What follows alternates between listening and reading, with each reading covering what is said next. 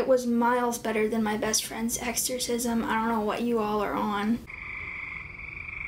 Hello everybody, happy Frog Friday. My name is Carly and this is my mid-April reading check-in. I usually just do one monthly wrap-up, but because of all the readathons that are happening this month, I decided to split it into 2 videos. I usually read around 10 books a month, but because of all the novellas that I've been picking up for these readathons, I'm already at 15 books for the 2-week mark, so that's kind of unheard of for me. I also got a new tattoo this week and it has a similar vibe to one of the books that I read, so I will be showing you that tattoo when I get to talking about that book. Alright, let's get started with the first book. Technically, I read this book in March and not April, but it was for Realmathon, and Realmathon started at 5 p.m. the day before April, and that book is The Only Good Indians by Stephen Graham Jones. This was my first book by the author, and I really wanted to like it, but unfortunately, I ended up only giving it 2 stars. I honestly probably should have DNF'd it, but I didn't want to DNF the first book in the readathon, so I kept going with it. I feel like I might just be like too dumb to understand this book or something because I was lost the entire time. I really wanted to like the book, but I just could not get into it. I was confused the whole time, and the writing style was just not for me. The only good thing I can say about it is that I was grossed out and creeped out by it, so I guess it did its job as a horror book. One thing to note is that if animal harm is a trigger for you, I would not pick up this book because there is a ton of it in it, especially with dogs. Then I picked up The House Across the Lake by Riley Sager. This one was a poll pick from the Battle of the Bands readathon, so all the people on that Discord voted for me to read this one, and I'm glad they chose this one because I ended up really liking it. The only other Riley Sager I had read before this one was Survive the Night, and I thought that one was just okay, so I wasn't sure how I was going to feel about more Riley Sager, but I wanted to get into some of his other books, so I'm excited I got to do that this month. I gave this one 5 stars. The whole time I was reading it, I was trying to figure out what this twist was because everyone always talks about how crazy this twist is, so I wanted to be the one that could figure it out before it happened, but fortunately, I was not able to. If any of you really did figure out this twist before reading the book, let me know down below in the comments because I do not think it is possible. You definitely have to suspend your belief for this book. I usually don't like when there's supernatural elements in a book, but for some reason it just really worked for me here and I had a lot of fun with it. Next up was How to Sell a Haunted House by Grady Hendrix. And this was my first book by the author. I know a lot of people were really disappointed by this one, but I ended up actually really liking it. I gave it 4 stars. If you haven't read it yet, one thing that might help you like it more is knowing going into it that the title does not fit the book, so do not expect it to be about a haunted house. It's more about dolls, so like Chucky vibes where there's dolls that are wanting to harm people. You should also know that it starts off really slow with the first 40% or so of the book being mostly just about the character's family drama, but then something happens and it like really picks up from there. There is a bit of gore, which I wasn't expecting, but I did really like, and the twist that happens worked for me, but I know that a lot of people were thrown off by it and that made them not like the book as much. Overall, I was glad that I finally got to read some of Grady Hendrix's work. Then I picked up Hummingbird, Salamander by Jeff Vandermeer, which again was my first book by the author. I was super excited to check out his work because he has some of the best book covers I have ever seen, but unfortunately this one did not work at all for me.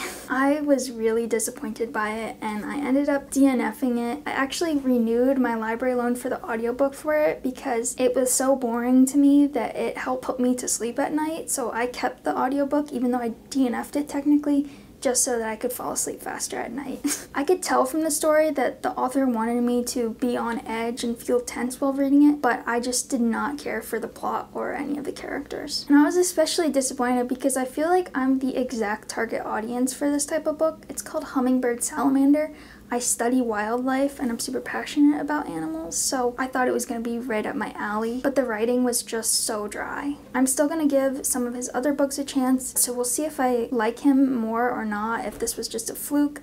I definitely want to pick up Annihilation, and there's a couple other ones that I can't think of right now. I then read 13 by Steve Cavanagh. This is actually the 4th book in a series, the Eddie Flynn series, which I did not realize when I picked this up from the library, but I did something kind of sacrilegious and I read it anyways because when I was looking at reviews, a lot of the people said that it could be read as a standalone anyways. I took their word for it, and I 100% agree. I don't think you need to read any of the first ones to understand it, but I liked it so much, I think I'm actually going to go back and read the rest of the series. In my opinion, it has one of the best taglines of any book ever, and that's why I picked it up. I didn't even really care about reading the rest of it. It's on the front cover here, so I'm just going to read it real quick to you. The serial killer isn't on trial, he's on the jury. Immediately I read that and I was like, okay, that's intriguing. Let me check that out. Basically, this person commits murders in different states, and then he picks someone to frame, and then when this person is put on trial, he kind of worms his way into the jury so that he can make sure that they're convicted and they're found guilty for the crime, and he can keep getting away with it. I thought it was pretty unique, and I had a lot of fun trying to figure out which juror was the killer, because they don't tell you. You kind of have to figure it out as you go along. I gave this one 4 stars, and I definitely recommend picking it up for a fast-paced legal thriller. I then read My Best Friend's Exorcism by Grady Hendrix, and I was super pumped for this one because this again has an amazing cover with the VHS tape and all the colors and pictures. I don't know. This one has been on my TBR for forever, specifically because of the cover. Also, I feel like when people talk about Grady Hendrix, this seems to be everyone's favorite of his, other than that super long title, the Southern Book Club's Guide to Slaying Vampires, or whatever it's called. Those two seem to be his most popular, so I had very high expectations for this one, but unfortunately the book did not live up to those. I actually liked How to Sell a Haunted House a lot more than this one, and I ended up giving this 3 stars. It wasn't a bad book, but I didn't particularly like it. I thought it was just kind of boring. Honestly, not that much happens during it. And I know a lot of people love it for its friendship, but I don't really see that. Like, where is the friendship? The whole book, they're just fighting. Like, I don't know.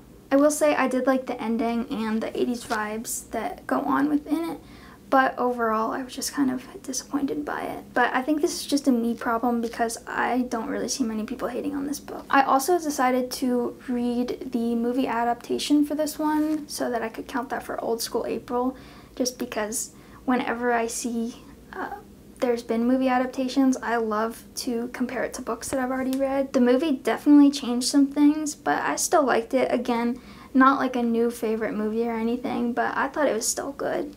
I probably like the movie better than the book, but I didn't love either of them particularly. And then the last book that I started reading before Peace Talks was The Martian by Weir. Unfortunately, I had to sit this one down after only reading like 30 or so pages, because for Peace Talks I wanted to switch to short stories so I could get through a lot of them over the weekend. But I'm actually filming this after Peace Talks, so I've started picking it up again, and I, again, haven't gotten that far into it, but I'm really enjoying it so far.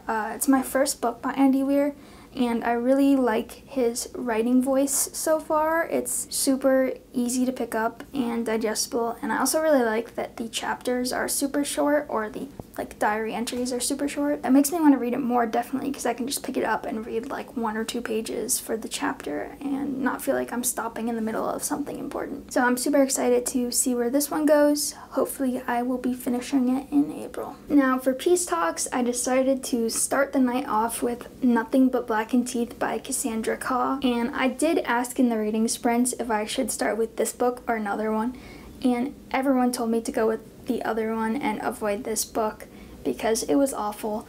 But of course I wanted to hate read this book, so I decided to just completely ignore everyone and read it anyways.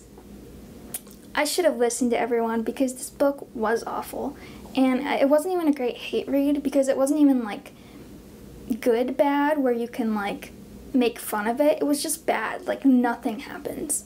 This one ended up being my first 1-star read of the year. I then picked up A House at the Bottom of a Lake by Josh Malerman.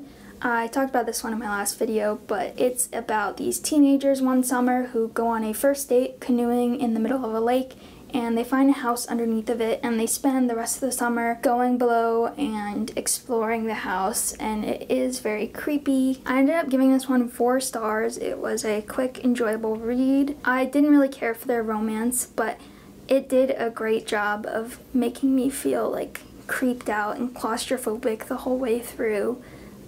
The monster or whatever in the house definitely creeped me out, and I think it specifically worked for me because I do have like a fear of drowning and I feel very claustrophobic scuba diving and stuff like that, so this one definitely, my personal experiences aided in my enjoyment of it. Now the moment you've all been waiting for, the book that has the same vibe as my tattoo is What Moves the Dead by T. Kingfisher. I ended up giving this one 4 stars. It's a retelling of the fall of the House Usher. It's basically just like this mushroom fungus disease is bringing different creatures alive, animals and possibly humans, who knows? And I didn't get this tattoo because of the book, it just so happens to kind of remind me of the book. I ended up getting a snail tattoo with like mushrooms on the top of it. Alright, let's see if this actually focuses.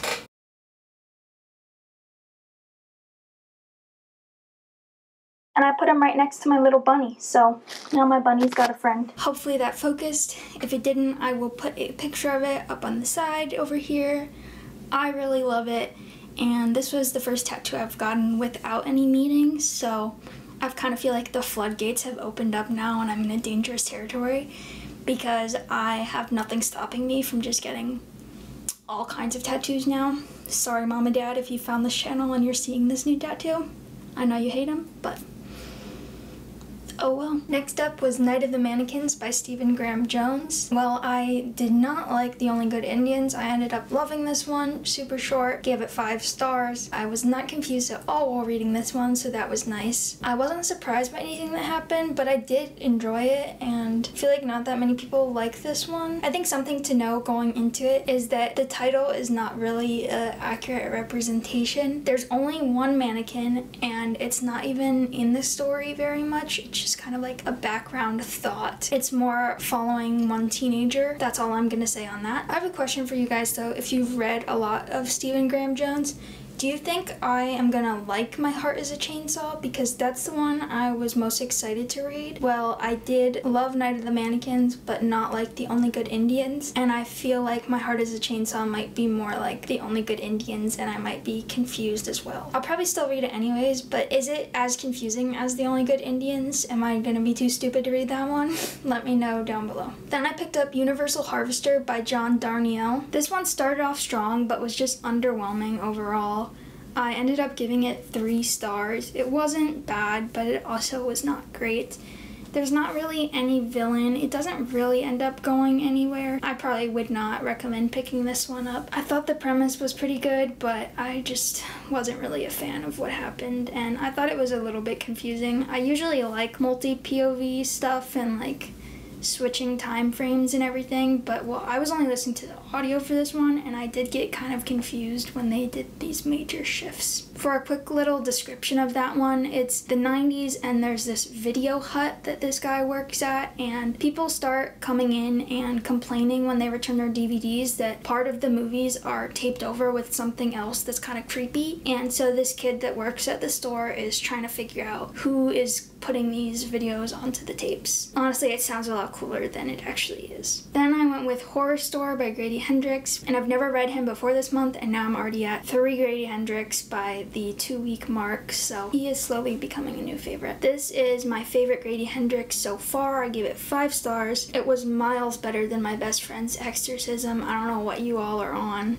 And I liked it better than How to Sell a Haunted House just because it was much faster paced. You didn't have to like take a long time to get into it. I listened to this one on audio only, but I think it would have really benefited and even improved way more having the physical copy as well, because from what I've seen, it's like a IKEA booklet, so the audio was really good, so I do recommend that, but I think it would be one of those ones that's like best read immersively. If you somehow don't know what Horrorstor is about, it takes place in this like knockoff IKEA store, and things keep getting destroyed in the store, so the workers decide to stay overnight and figure out who is doing this to the store, and things get crazy, some spooky stuff happens, and that's all I'm gonna say. It's kind of crazy. There's lots of death and gore in it, and I then read Rolling in the Deep by Mira, Grant, which I also gave 5 stars. Thought it was great. Definitely excited to pick up the first book, Into the Drowning Deep. I keep hearing people talk about this series and I've just kind of been ignoring it, but now I'm definitely getting excited to dive into it. Usually I'm not a big mermaid person, so I wasn't sure if I was gonna like it, but I ended up actually really loving it. Rolling in the Deep takes place before the trilogy, so it's like a little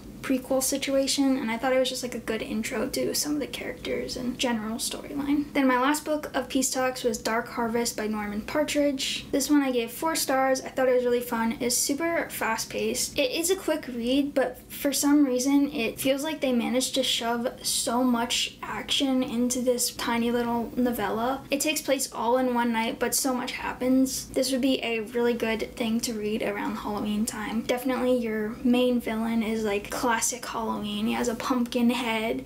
His insides are made of Halloween candy, just super Halloween-y, and they actually make you like feel for the villain in this, which I like. You get both some of the teenagers' point of views, but then also you get the villain point of view and kind of understand where he's coming from. I'm pretty sure I explained this in my Peace Talk video, but it's like this October boy who's the villain awakens every Halloween night, and all the teenage boys have to be the one to kill it, and whoever can kill it first, their family gets like all their rent paid and everything they could ever want for a year, and the kid that wins also gets to leave the town. It's like a town where nobody gets to leave, so all these kids are chasing this one person on Halloween night. And that's all the books. Thank you for watching. If you enjoyed this video, please give it a like and consider subscribing. Comment down below your favorite read of April so far. For today's frog fact, I will be talking about splash frogs. Something you probably already know is that the majority of frog species use unique vocal calls to attract their female mates. However, some of these frog species use what is called multimodal signaling instead. So the splash frog species live near rapidly flowing streams or waterfalls, which make it really hard to hear the calls over the sound of the loud water. To get around this, they do an action called foot flagging, which is basically where they like raise one of their feet into the air and twist it around a little bit, so they're visually attracting a mate instead of vocally. Thanks again for watching. I hope you all have a great day. Goodbye.